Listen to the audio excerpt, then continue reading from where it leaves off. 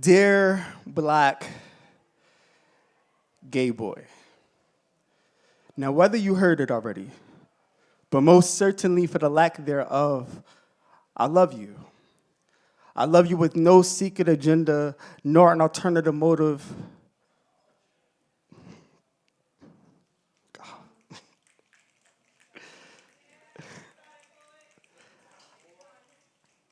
I love you because you deserve to be seen, heard, and valued.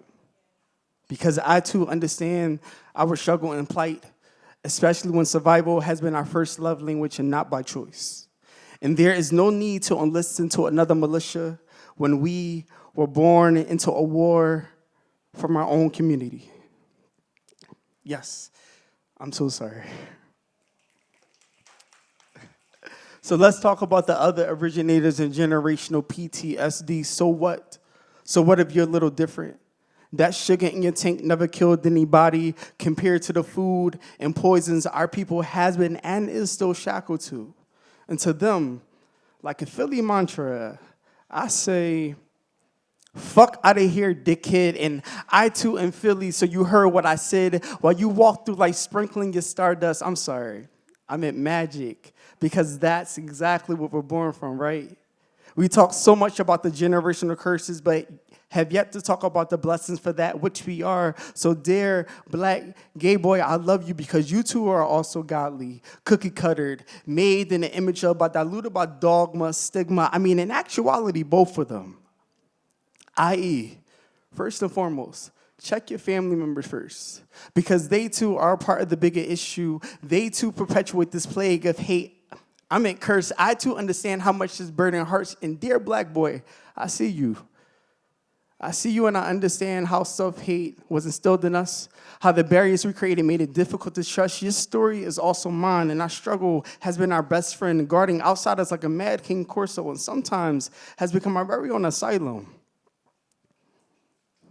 I see you, and I understand how ignorance may think they were only a sin. I love you like my brother, like my mother's kid, my kin, because I didn't have someone there to fix my crown until almost too late, so I wish to pay it forward and help you with yours, whether wavy, bald, locked, or curly. Hold your head high, talk your shit, and speak heavy, for even when others consider it disrespectful, no matter how many times you've been chastised as the problem, disrespectfully.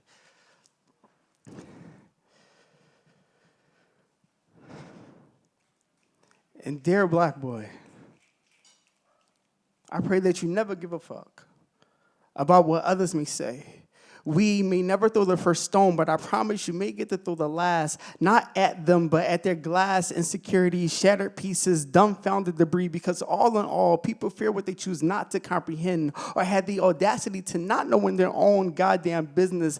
But your beauty, your intelligence, your radiance, your resistance, your very own existence can help shift a cultural paradigm.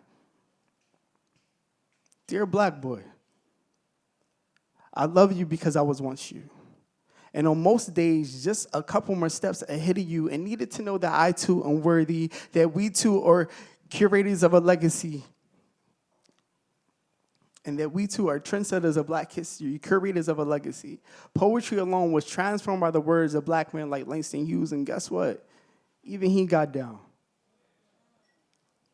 Dear black boy, gays can be black lives that are too nothing to be messed with, a force to be reckoned with like Bayard Rustin, because behind every black man can even be the better man, leading a nation on a down low, be a true influence of a revolution. My God, my very own intersectionality is one of the true essences of a Renaissance man.